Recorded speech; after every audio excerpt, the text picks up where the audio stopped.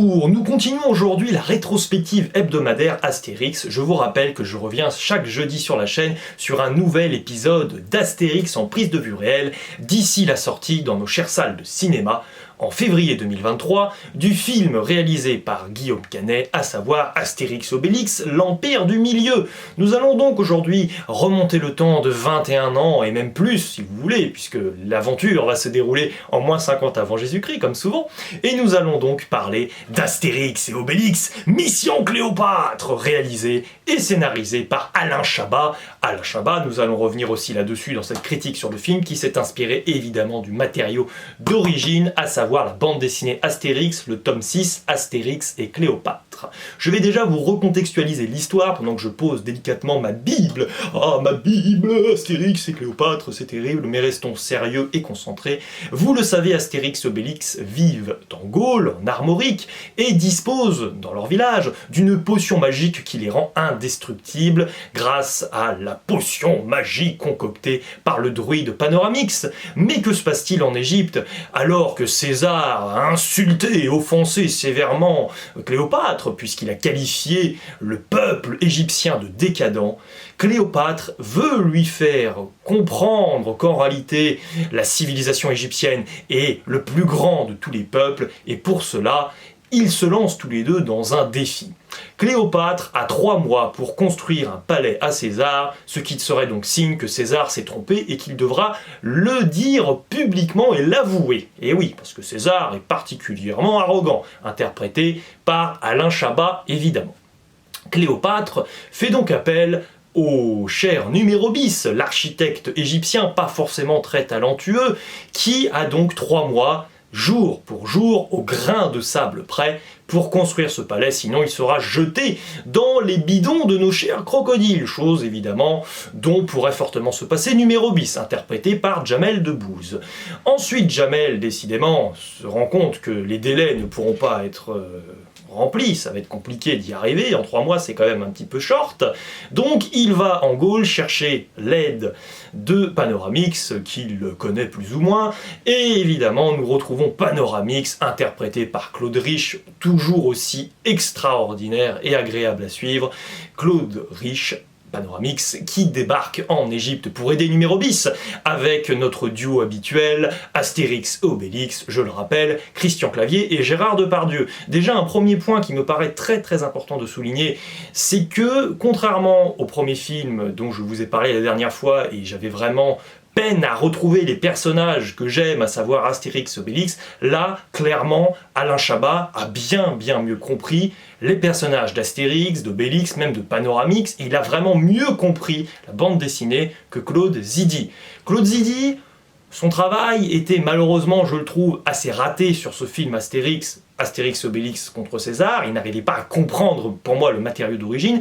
Ici, Alain Chabat a vraiment, pour le coup, vraiment compris tout cela, mais c'est permis, et il a eu bien raison, de nous proposer un film d'auteur.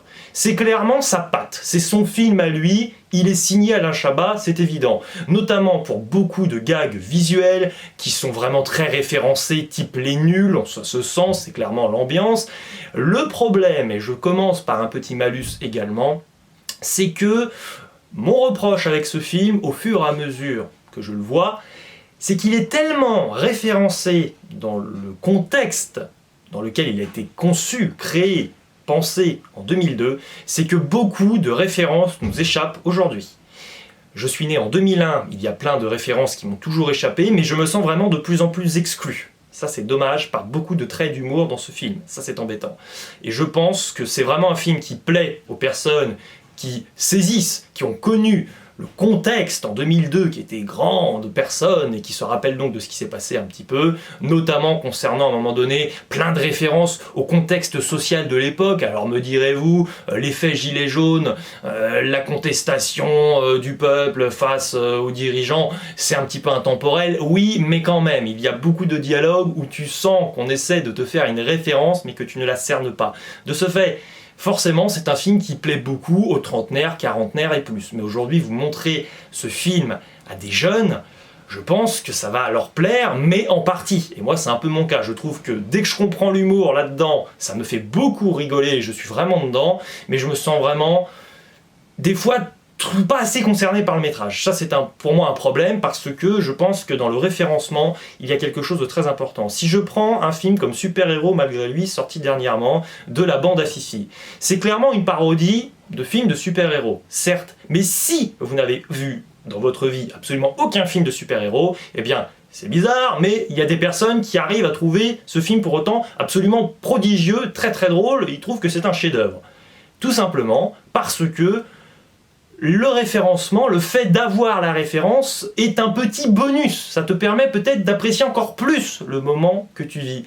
Mais la référence, pour moi, même si tu l'as pas, tu dois quand même rigoler. Et alors c'est vrai qu'il y a beaucoup de références dans ce film, à la pop culture également, pas seulement au contexte immédiat de 2002. C'est vrai qu'il y a des références cinématographiques à Star Wars, là ça me fait rire parce que je les maîtrise. Aussi au Grand Blond par exemple, avec Mireille Darc et sa merveilleuse robe, qui à mon avis a dû en séduire plus d'un. Donc bien sûr, c'est quand même un film très rigolo, qui arrive vraiment bien à comprendre ses personnages. Là, j'arrive vraiment à sentir que oui, nous avons un Christian Clavier qui est Astérix, nous avons un Gérard Depardieu qui est Obélix, nous avons pour moi Claude Rich qui arrive à apporter quand même, mine de rien, un agrément. C'est que malgré tout, c'est un film qui, bien que très personnel, et c'est clairement la Chabat, mais c'est un film qui, pour moi, respecte quand même le matériau d'origine, la bande dessinée. Sans que ce soit forcément les personnages de la bande dessinée, à savoir des fois c'est Obélix ou Astérix qui pouvaient avoir un dialogue, et là c'est souvent Panoramix qui va vous le sortir tel quel dans le film, mais c'est très réjouissant de sentir que Alain Chabat, il reprend vraiment le scénario, il invente pas l'eau chaude, mais il reprend le scénario du tome 6 de Cléopâtre, il se décharge de scènes trop encombrantes, trop techniques, qui auraient nécessité vraiment des effets spéciaux ou du visuel qui est beaucoup plus à propos dans des films d'animation comme Astérix et Cléopâtre, le film des années 60 qui est vraiment excellent, qui arrive à avoir beaucoup de fantaisie visuelle. Là, c'était quand même un peu plus délicat, notamment lors des scènes de construction où tu as les personnages qui s'envoient des pierres, ou quand tu vas un petit peu chez Numéro Bis et que tu vois que la baraque de l'architecte est vraiment archaïque au possible et qu'avec des formes et des couleurs tu parviens vraiment à t'amuser en animation. Là c'était plus compliqué à montrer en live action, en prise de vue réelle, donc Alain Chabat se décharge beaucoup de scènes qui n'auraient pas fonctionné en live action. Ça c'est très bien, c'est un pouvoir d'adaptation qu'il a eu, c'est très bien.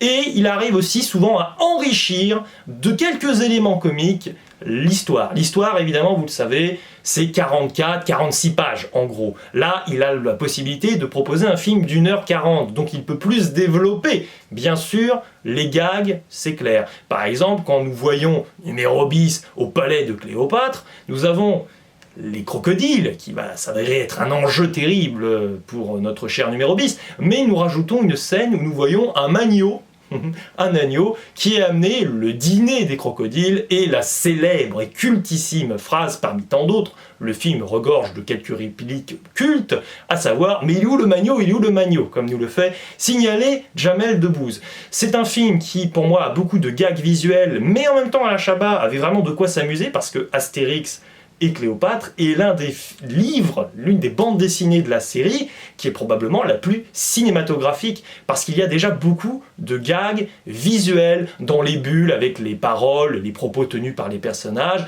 et là clairement on sent beaucoup l'inspiration de cela avec Alain Chabat par exemple, qui à un moment donné avec César donc nous fait dire qu'il y a des pyramides en Égypte, il fait le signe devant la caméra et on voit évidemment la forme qui apparaît en dessiné un petit peu, hop, d'un triangle par exemple, donc ça c'est vraiment très amusant. On a quand même des scènes qui sont un petit peu cartoonesques, notamment quand Astérix, Obélix et Panoramix sont tout simplement enfermés dans le noir dans les pyramides, on ne voit que leurs yeux, et là évidemment ça rappelle à la fois la bande dessinée et aussi le film d'animation qu'on a pu avoir entre temps. Donc c'est vrai que c'est vraiment sur la forme, je dirais, un film réussi. Dans le fond, c'est vrai, vous l'avez compris que pour moi, on est vraiment sur du Astérix Obélix Soli, c'est très facile de se planter sur Astérix Obélix, là, ça fonctionne vraiment bien. J'aurais peut-être, selon moi, certains écueils à relever, mais des écueils qui sont souvent en fait présents dans la filmographie des nuls, c'est un petit peu ça. Déjà, moi je trouve que le personnage de Chantal Lobby, il est là, mais je trouve que le personnage n'est pas bon. C'est en fait plutôt amusant quand tu vois le personnage arriver, parce que tu sais évidemment que c'est un petit peu l'acolyte de notre cher Alain Chabat, donc tu es content de l'avoir, mais l'utilisation de son arrivée sur le film, dans le scénario, dans l'histoire et même dans l'humour, moi j'ai trouvé que c'est passé un petit peu complètement à la trappe. Et surtout, moi j'aime bien quand c'est rigolo, un film, bien sûr c'est mieux, mais j'aime bien quand même quand le film ne me fait pas trop sortir de celui-ci par des délires que j'ai un peu du mal à accepter. Dans La Cité de la Peur, souvent le film est un petit peu arrêté par des références télévisées. Regardons ce qu'il se passe, un incroyable documentaire sur la langouste. Alors oui, ça peut être rigolo, mais là, on nous refait un petit ressucé là-dedans dans le film. Ça me plaît pas trop quand Obélix va fracasser des Romains et qu'on t'annonce qu'on va te montrer donc tout simplement un documentaire animalier, quelque chose qui n'a absolument rien à voir, sous prétexte que c'est trop choquant à regarder. Alors oui, c'est rigolo de dire que c'est trop choquant à regarder, parce qu'on sait très bien qu'on n'est pas dans du Astérix Obélix, une BD ou là un film sanguinaire, bien sûr. Mais ça m'énerve un peu parce que je trouve que tu parasites un petit peu ton film. Donc même si le film pour moi n'est pas parfait du tout sur toute la ligne, il n'en reste pas moins un véritable divertissement, un film donc divertissant oui, un film culte clairement, à voir et à revoir régulièrement, c'est un film clairement qui mérite d'être un petit peu dans un rituel régulier. Pour autant, moi j'ai peur que l'épreuve du temps ne fasse beaucoup de mal à ce film, parce que moi j'aimais beaucoup ce film quand j'étais petit, et plus je le vois, plus je continue de l'apprécier, mais mine de rien, ça joue à pas grand chose, mais toujours un petit peu moins. Donc, petite frustration. Évidemment, vous allez dire peut-être que je tatillonne, n'hésitez pas à me donner votre avis sur ce film en commentaire. De toute façon, c'est sûr que comparé au film suivant dont nous allons parler, à savoir Astérix et les Jeux Olympiques, forcément là nous avons quand même affaire à un bien meilleur film avec ce film d'Alain Chabat, qui par ailleurs dispose d'une musique absolument épique qui m'a beaucoup plu, qui m'a toujours plu et beaucoup marqué. Vraiment, félicitations au compositeur. D'ailleurs, dans le générique du début, qui profite donc clairement et amplement dans les belles dunes égyptiennes de cette musique absolument incroyable et formidable, nous avons aussi quand même des petits panneaux qui défilent, vous le savez, les petits crédits au départ, nous savons qui va jouer dans le film, qui l'a réalisé, et je trouve que d'après les bandes dessinées de René Goscinny et d'Albert Uderzo, ça passe beaucoup trop vite. Et ça peut peut-être en partie aussi expliquer pourquoi Uderzo, le dessinateur d'Astérix, était un petit peu en froid et brouillé avec Alain Chabat. Mais en même temps, au moins Alain Chabat, j'ai envie de dire qu'il s'est clairement accaparé l'univers et il l'a compris. Donc à partir de là, moi je ne peux qu'apprécier, mais c'est vrai que je trouve aussi que c'est un petit léger manque de respect de ne pas avoir quand même montré avec la même durée d'après l'inspiration, et aussi quand tu montres dans les crédits Christian Clavier, Gérard Depardieu, Alain Chabat. Je pense que là, Alain Chabat, il a commis une petite bourde.